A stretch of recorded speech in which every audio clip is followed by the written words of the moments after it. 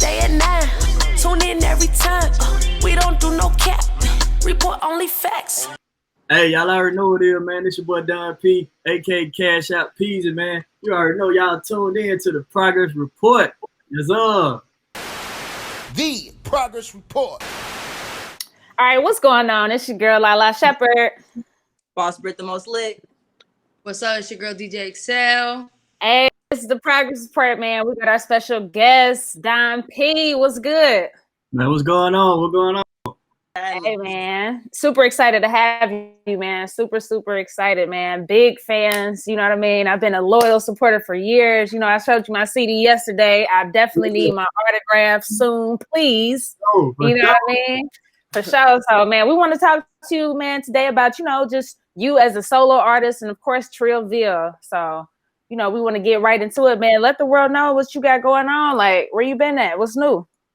Man, I mean, you know, it's always beats, flows, and shows with me, you know what I mean? But of course, you know, because of the current situation, you know, so the show's been kind of put on hold, but it's been kind of fun to just kind of be at home and have time to just talk to all my people. I've been enjoying all the little DJ sets and all that stuff, you know, that all the artists been doing in the battle. So, but yeah, always beats, flows, and right now, instead of the flows, I'm finishing up the movie, the Trillville movie, called Crunkville.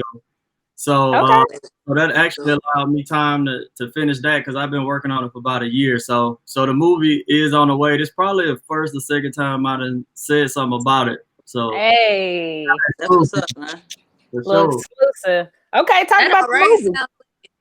Right. Talk about the movie. The movie is basically because everybody know what happens once we blew up or whatever and the singles and the songs came out. So this is more about what led up to that moment. This is about when I was younger and a young Scrappy, young Trillville, even young Jon at the time, you know. So it's about the come up, it's about the club scene at that time.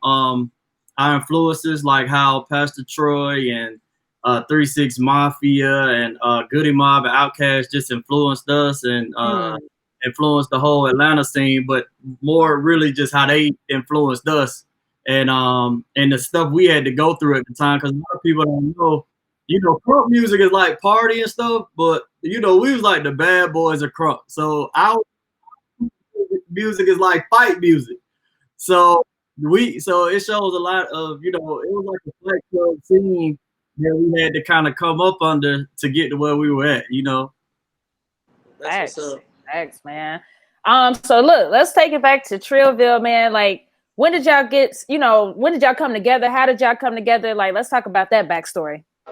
Well, you know, it started in high school. I was on my Puff Daddy shit, you know. I thought I was Master P, so I went and signed Dirty Mouth to my label at the time, and it's in the 9th grade, and then I signed the 9th grade. Contract. I done right. Yeah, on my mama computer and everything. You know what I'm saying? That's hard. Yeah, but yeah, so I just signed them, man. And next thing you know, we just started recording music, and the rest is in the movie. Can't wait to talk about it yet. Hell yeah. So where did, like, for you, like, what's your experience with the whole crunk movement and how that came about, and explain what crunk means to you? You know what, the crunk movement to me is a compilation to me of the South at the time not really being heard or respected. You know, Goodie Mob was one of the dopest groups of all time. Outkast one of the dopest groups of all time, and they still had to like fight for the attention of, you know, the respect, I should say, of like New York and all that. That's why Andre 3000, you know, got on the war show, was like, the South got something to say. So long story short, I just believe that the crunk movement, the yelling, the screaming, the boisterous sound, the loud synths and everything, the jumping around, I think it was just showing everybody like, I don't give a fuck where you from, nigga. We from the South. We gonna be heard. We gonna be loud. We gonna turn up, and y'all gonna respect this shit. And if you don't like it, fuck it. You know, we gonna represent where we from, and we gonna say it super duper loud. And the good thing about it is everybody just got on board once we got their attention. And so that's to me where Crunk came from, represent where you from and being proud of it. You know, being proud to be from the South, because you know they used to say, "Oh, you're slow," and you need to catch up. You know, so being proud of, you know, where you from, and even our radio stations had to start to capitulate to the movement, because you will hear Wu-Tang and Method Man. No disrespect, I love it. I love Wu-Tang. For sure, of course. You will hear a whole bunch of New York artists on Atlanta radio. You wouldn't even hear Southern rap till like after 9 o'clock.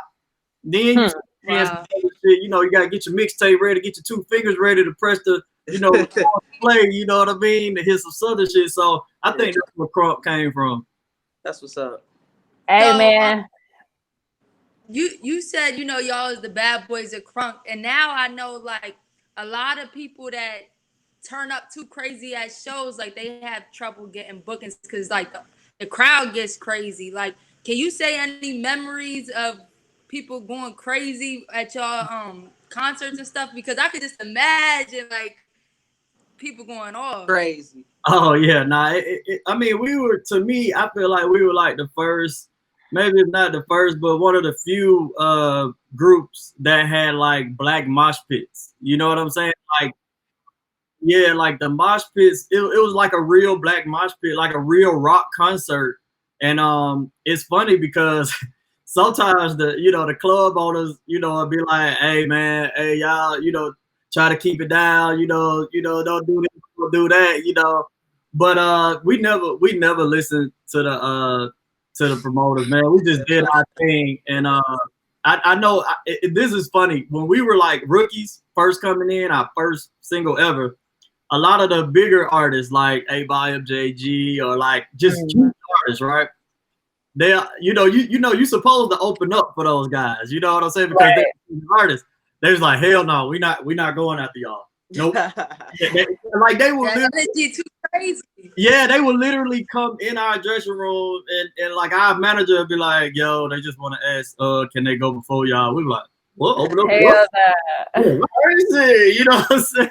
Because they knew like anything can happen. Like a fight could break out, or the whole fight could be over, or you know the energy would just be gone. You know, after the Crunk shit. So they used to actually open up for us. You know, they will. I just say they wanted to go before us. You know, I ain't gonna say open up. They want.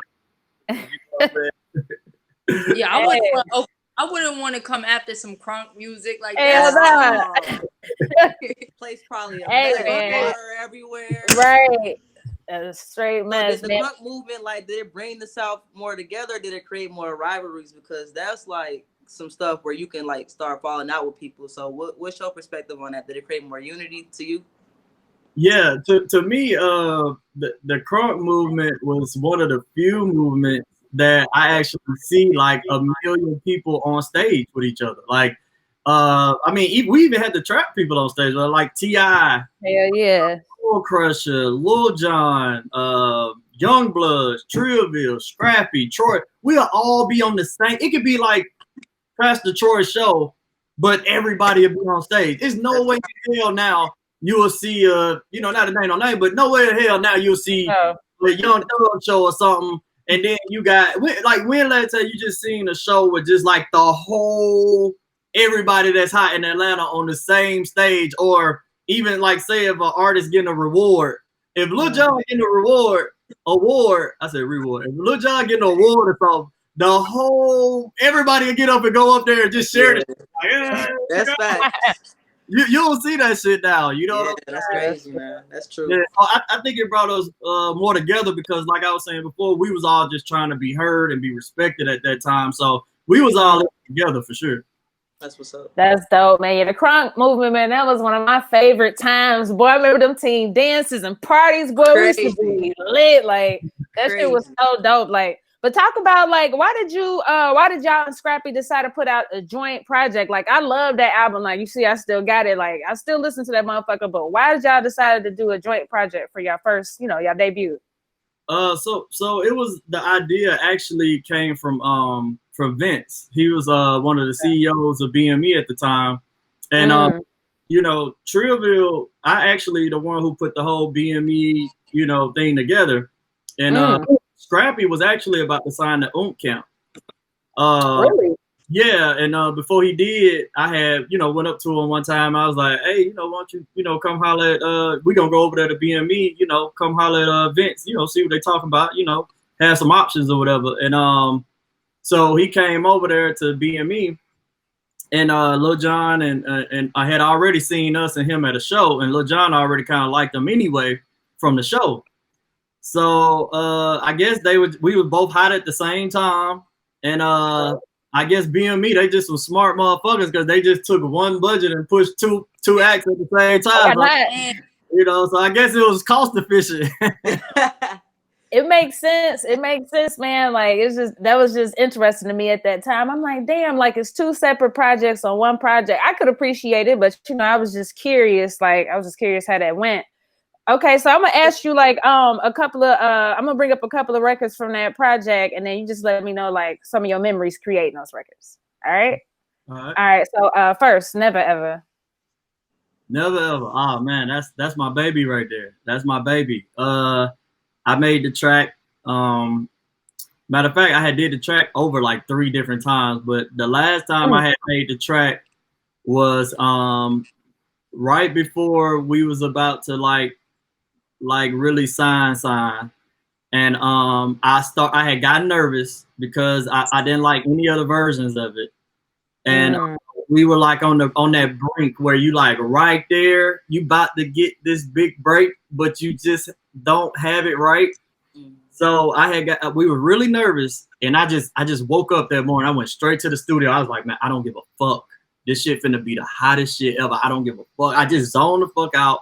I did the track. I got all the breakdowns in there. You tell I was like doing the most with that beat. Like it's breakdowns, shit everywhere in the beat. So and when we went to the studio, I just went crazy, and that's me on the hook. And I just told the engineer, I was like, yo, just put Get On My Level through the whole fucking record. I was like, I don't give a fuck no more. Like if I don't make it, I'm going down with a fucking bang. Like, you know, so I was at that stage of my life, you know, where it was like, either I'm just gonna be a broke ass nigga, and or I'm a regular, you know, just have to work or whatever, or I'm gonna make it in the music business, my dream. And I just was like, I'm gonna throw everything, including the kitchen sink, at this record and just hope it works.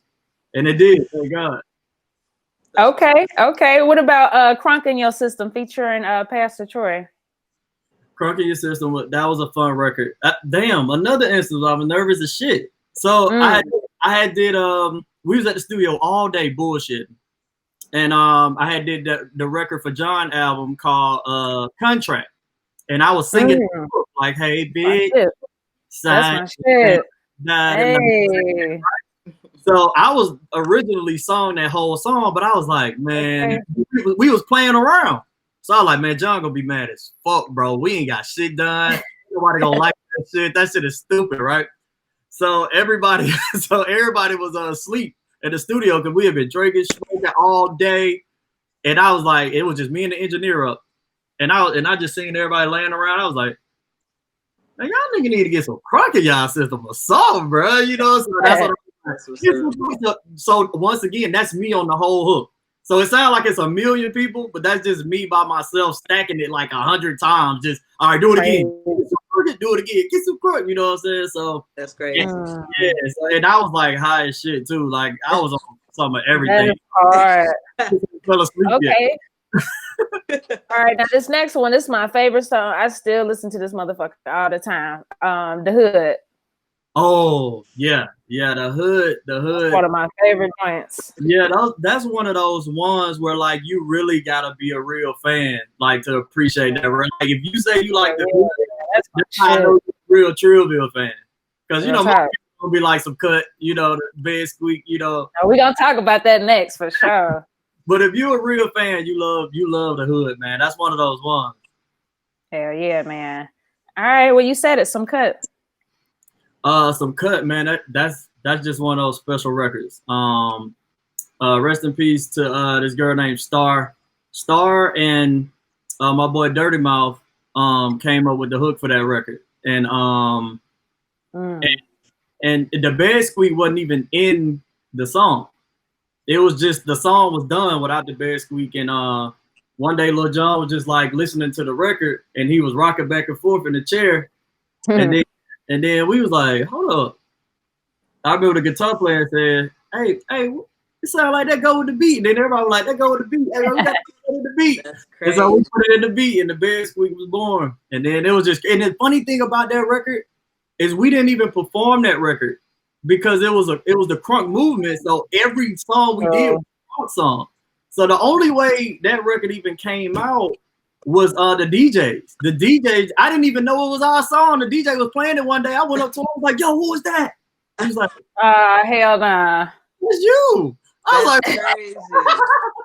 So, Nah, bro. I think even performing this, like even during the Crunk era, I think once that fucking beat drop, I think people gonna go crazy in a different type of way, though. You know? Oh yeah, no, they did. No, they did. It was like some man. That shit hard. Yeah, it was hard. That's why I was like, "Who is this?" I was like, "Whoa, That's crazy. I gas myself up with that. Right. But yo, since we're talking about some cut, right? I realized there's like about 27 songs that sampled that.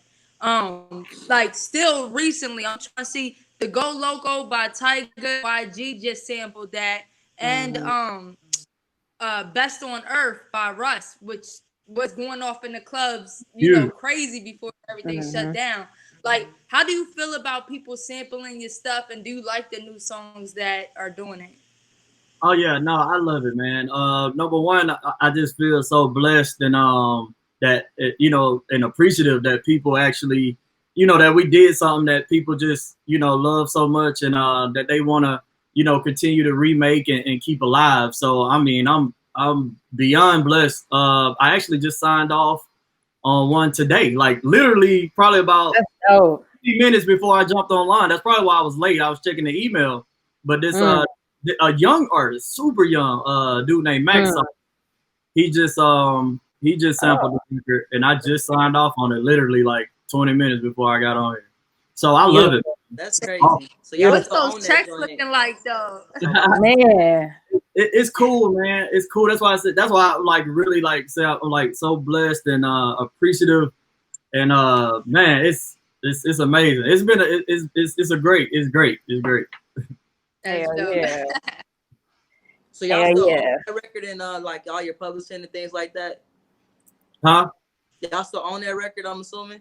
Yeah. So we got a publishing deal, and every time somebody sample it, they administer the publishing. They'll let us know, and then I just sign off on it. That's what's up. Did y'all know about that like early in the game, or did that just come about like throughout your career?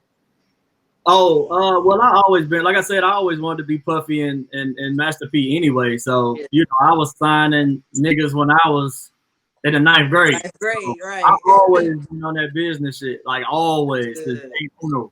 That's what's up. That's hard.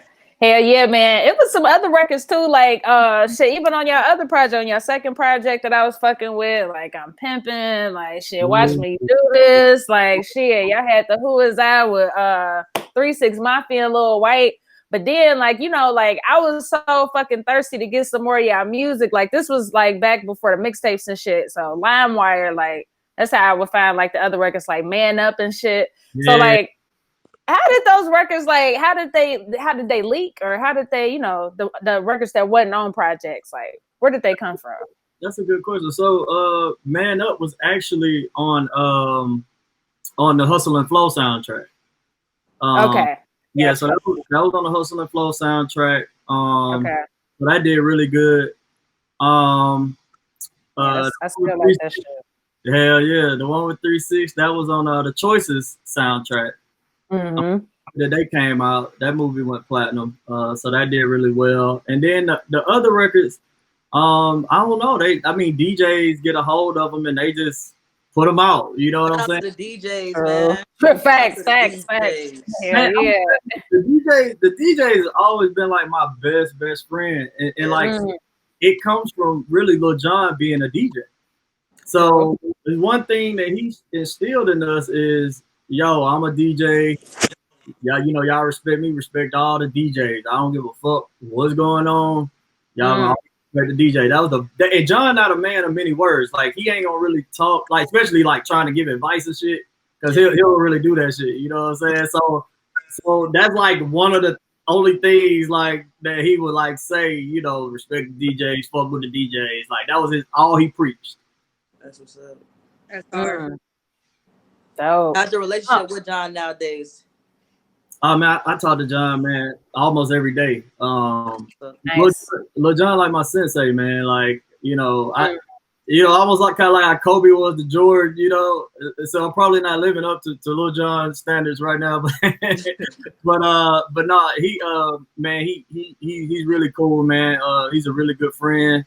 And like I said, I talk to him almost every day. I be running all type of shit by him. I don't put shit out really without him being like, oh yeah, that shit hard. You know, if he don't say it's hard, I'd be like, ah, damn. Yeah. You know, or something. But yeah, John, that's my boy. That's a blessing, man, to be able to call somebody like John, boy. Man. Go. Right. No, I'm gonna keep bugging him until he like ignore me one day. Like Absolutely. Absolutely. Talk about just, you know, switching gears, like Trillville, like I know like y'all never officially like broke up or anything, but when you did decide to go solo, like talk about that, and then also to get into production. Well, that's how it kind of happened first. You know, I just started really concentrating more on my production because during the Trillville days, I mean, I produced for a lot of independent artists on the road. I didn't really have time to really sit down and you know, make beats like how I kind of first started doing. Because originally I wasn't even gonna rap. I was just gonna kind of make the beats, and Trillville was gonna be like my group, you know. Yeah, but I jumped in there because I didn't want the train to leave, so I just started rapping like, oh shit, fuck that. but yeah, it started with production, and that's when I got the records on. I did a Young Jock single, Bottle Poppin'. I did a Step Up 3D soundtrack, the theme for that with T-Pain and Fabo and Roscoe Dash, and then I did a few records for Gucci. We did a lot of records. So I just started doing production mostly. And so that's kind of how that kind of came about. And everybody just kind of spread it out, started doing their own thing. Okay. Got you. Talk about some differences in my bag. So I was just going to say, talk about the differences that you noticed like in the business, just from, you know, then to now. Oh man, that's a lot easier now, man. Like you can reach so many people now. Like, you know what I mean? I always tell people at this point, anybody could be like a artist. Honestly, like it's like 8 billion people on the planet, and I always tell people just find your million. You know, just find your. If you can't find 1 million people to like you out of 8 billion people on the planet, then nigga, you don't need to be no artist, bro. And then you have access to all these people. So, you know, back in our day, we had to go see all these people. Like it wasn't no social media. It wasn't no, hey, look at me. I always tell people, it was social media back then when we was doing, we either be locked up, one or the other. Yeah, for real. Or locked up, you know what I'm saying? Because we was some wild niggas. You know, and a lot of niggas get locked up now for telling on themselves and shit. But the reach, I think, the ability to be able to reach so many people at any time, man, that's the biggest difference for sure. But find your. Do you think it's saturated too? Like, is that a down part that there's so many artists now that can reach that many people? I mean, it does kind of split the attention span. It does, but I think anytime that you can have access to anybody you want at any time, I feel like that's a good thing. Options is always, more options, the better to me. You know what I'm saying? Because, you know, back in the day, you know, you all you had was the radio, and they gonna shove the same 10 songs down your throat until you like that shit, whether you like it or not. You know what I'm saying? So now you got a choice to be like, I don't want to listen to that shit. I'm gonna listen to this shit. I'm gonna listen to this, or I'm gonna listen to that. You know, so I think the options is a good thing for sure. Got you. Talk about your new single. Cash Out 40. Hell yeah, that beat's stupid as hell. Yeah, man, I've been getting so much love. I appreciate it. I've been getting so much love on that record. I mean, people just love it, man. They love the beat. They love the song. I actually was just like bullshitting when I did it. You know what I'm saying? Because, you know, because all the girls, you know, they be asking for 40. And I'm like, man, what's up with this hot 40 shit? You know what I'm saying? Like 40, like what the fuck? 40. Just give me 40. Like it ain't, you know what I mean? That 40 add up like a motherfucker, you know? Hey, especially if you getting it. Cash at me 40 right now. I got you. I'm dead. I called myself doing like a promotion. I was like, you know, I just woke up one day on some bullshit and I put out a post. I was like, man, you share my shit, I'm gonna send you $40, right? People started doing it. They started sharing. I said like you had to share to like 50 people to get to 40, right? So they started sharing it, and I'm cash apping niggas 40, cash apping, you know, all these people $40, right? So, you know, I'm feeling good about myself and shit. So I go, you know, after everything kind of calmed down, I go and look at how much I spent. I was like, what the Add up. That shit add up. Hell Definitely add up. That's funny. That's good marketing though. Yeah, you sent about 30 people $40, boy. Hey, that shit add up. Well, right no. Yeah, thank God it wasn't 100. Boy, for real. Thanks. But yeah, man, it's on all platforms now, so everybody go, you know, add it to your playlist. Sure. It's dope as fuck. Everybody love that shit, so I'm pretty sure, you know, y'all figured out y'all like it too. Hell yeah, that motherfucker hard. Is that a song you just done recently? Yeah, I just did it. Like, I did it like during the pandemic. I was about to say, because Cash App is the way people getting their money right now, so it only makes sense to drop that. And I know back in the day, like, you had to do a crazy preparation, and now you could do something relevant and drop it the next day, which is crazy. Nah, straight up. You really can. And it's crazy, like, back in the day, like, you would do an interview in a magazine, and it'll take 30 days for that bitch to come out. I used to love getting the Word Up magazines and reading about niggas and shit. That shit was hard as hell. Hell yeah. That shit used to be dope. And even like with the CDs, like, you know, looking at the booklets, like I miss that shit. I ain't even gonna lie. I miss that shit for real. I used to read the whole Real talk.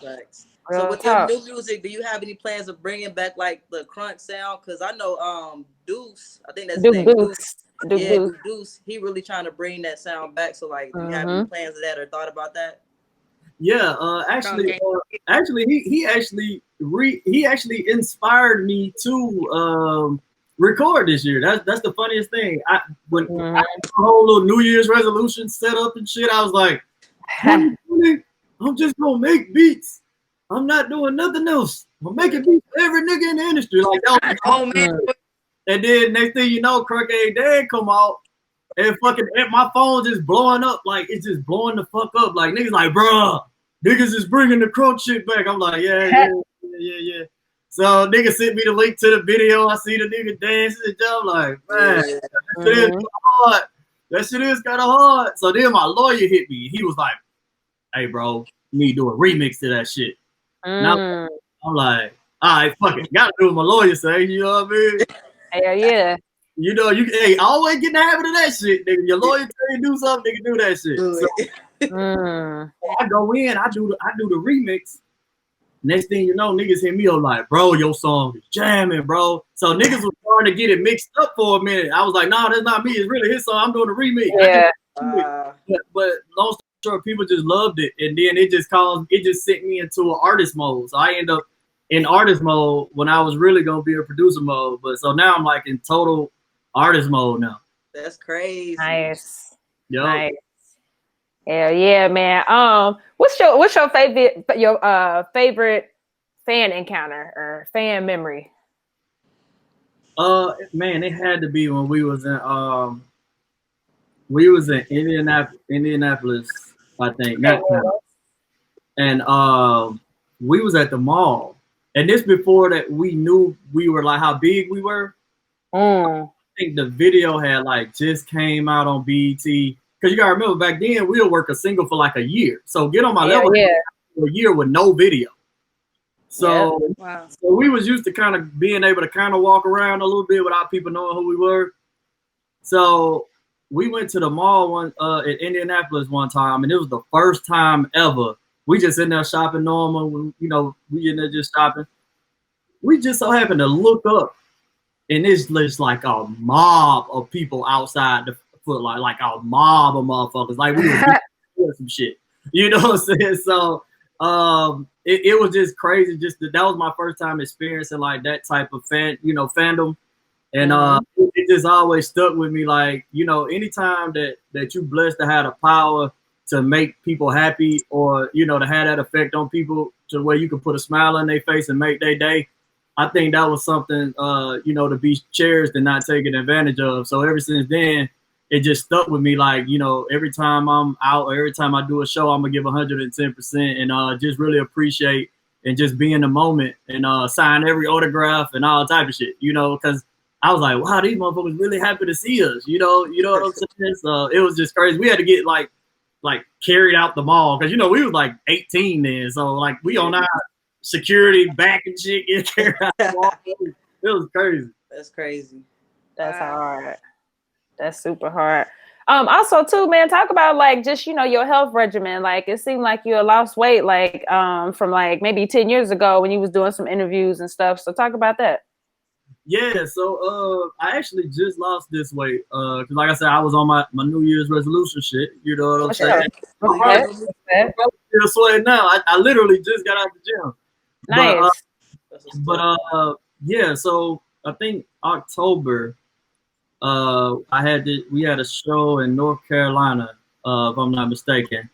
And I'm like 250 some pounds and I'm just tired of shit, from jumping around on stage. I was just like, damn, I can't even get on my level. Like I'm jumping around and be Crunk and shit. I'm tired. Yeah. So I was like, you know what? When I get back, I'm just gonna fucking get in shape, bro. So I bought a treadmill and I put a whole gym in my house. Like I got a whole gym in my fucking house. Dope. And so every time I wake up, I just go down, I start lifting, I start running, and I got a Crunk playlist. It's actually on Spotify. I actually was just about to start advertising for it, and just to give people but it's called Crunk shit period. And I used to just keep it to myself, but I'm gonna put it out there for anybody who wanna work out. Man, the songs that I got on that fucking playlist, you will never stop. I bet. Energy. Yeah. Yeah. That's hard. That's dope. That's hard. Definitely put that out. Yeah, definitely. Surprised how many people want to hear that, especially from you. You know what I mean? Yeah. Yeah. Definitely, man. Health as well, for sure. Hell yeah. How do you like keep your ear to the street and just keep your ear relevant to what's going on and shit? Well, I like to, keep my ear to the street. I like to keep one foot in, one foot out every now and then. I still like to thug it every now and then, you know what I'm saying? But for the most part, it's just never being an old head, bro. Like, you get so many old niggas that just hate all the new shit. Like, like I love the new shit. Like what nigga, like motherfucker, like nigga asked me what I'm listening to. I name off like a whole bunch of young niggas that nobody fucking know, I think a lot of that come from just having a teenage son too. Like he listen to, and I just love everything he listened to, and he'll be like, have you heard this person? I'll be like, oh yeah, I've been on that shit. That's hard. So, what artists right now? Like, what artists do you like the most right now that are relevant? Like I said, I mean Max Sauce. It was crazy that he just sampled our record because I had already been listening to him. You know what I'm saying? Max Sauce. I like Lil Baby. I like just man, I can't even name them all right now. I literally have to go through my playlist, but man, I like some of everybody, bro. Like my playlist is crazy. That's what's up. Yeah, my playlist is like crazy. So do your son got any type of like musical talent, or is he like following in your footsteps in that manner? Yeah, he actually just did actually. Not too long ago. But he always like rapped and stuff when he was little. But now he make like some fire ass beats. I ain't gonna lie to you. I actually rapped off one of them the other day. That nigga made some hard ass beats, bro. I ain't gonna lie. That's dope. That That's nigga. hard. I was like, what the fuck? I didn't even know where that shit came from. Well, I guess it came from, I don't know, but I just taught him how to like use. I bought him a laptop, and I just taught him how to use the equipment. And next thing you know, he just started making some heat, some fucking heat, bro. Like that nigga shit hard. I ain't gonna lie. Nice. Nice. So the name of our show is called The Progress Report. We talk about growth and getting better. So what does the word progress mean to you? Progress, man. I mean, you gotta always be looking to progress in anything that you're doing. One thing I done learned just in life is that everybody who was doing what they were doing back then and kept doing it is like successful as fuck now. Like it's the craziest thing. And then the people who kind of like gave up, you know what I'm saying? Like they're not, successful. You know what I'm saying? Because they gave up and chose to do something else or whatever. But the people that like a nigga that was shooting videos 10 years ago is like the nigga now. You know what I'm saying? Or a nigga that was like we made it before a lot of artists made it because we made it so young, right? But those same artists that wasn't on then and that was like, asking us for features and asking me for beats now, then are like niggas I would ask for features and beats now, you know what I'm saying? Because they just kept going and kept doing what they do. So I guess the moral of the story is, just don't give up, man. If you got a dream on something and you feel strongly about it and you passionate about it, just keep doing it, man. Because your biggest enemy is honestly you. You know what I'm saying? Like when you look in the mirror, you are your biggest enemy. It ain't nobody else. It ain't nobody on the outside because niggas too worried about themselves to really give that much of a fuck about you. You know what I'm saying? Yeah. You your biggest enemy, your body, your reflection, because your body want to eat all day and get fat. Your body want to sleep late. You know what I'm saying? Your spirit is who you really are. It's not your physical sense. It's your spirit, your dreams. Oh, I want the big house. I want the car. I want to be the best cook, or I want to be the best rapper, the best basketball, or whatever. You know what I'm saying? That's your spirit. That's who you really are. But your body, you got to put him in the shape. You got to be like, hey, look, nigga, we gonna get up early today. Nigga, we gonna work out. Nigga, we gonna get some muscles today. Nigga, we gonna, you know what I'm saying? So your biggest enemy. So you gotta conquer yourself. You gotta beef with yourself. I be talking to myself all the time, like, hey, nigga, fuck that shit. Nigga, we finna work. We working today. I don't care if I'm feeling lazy. Nah, nigga, fuck that. Nigga, we finna work. If I'm finna eat some Cheetos at 12 at night, nah, bitch, we ain't eating that shit. You know what I'm saying? You gotta beef with yourself. Real shit though. I start talking to myself like, nah, bitch. Yeah, right. What are you doing that? You know what I'm saying? Your body want to fuck random bitches and shit. Be like, oh shit, that bitch. Nah, nigga, nope. Head up. You gotta control yourself, man. Yourself is your biggest obstacle. You get that motherfucker together, you can do whatever the fuck you want to do. No, that's facts. That's definitely right. What's up, man? Hell yeah, man. It's been a dope conversation, man. We appreciate your time for real. Anything else you want the people to know? Man, just add Cash App 40 to y'all playlist. You know what I'm saying? Sure. I appreciate the love that y'all giving me and everybody else, all the DJs. Yeah, man. We gonna keep going. Be on the lookout for the Trillville movie. Y'all Can't follow wait.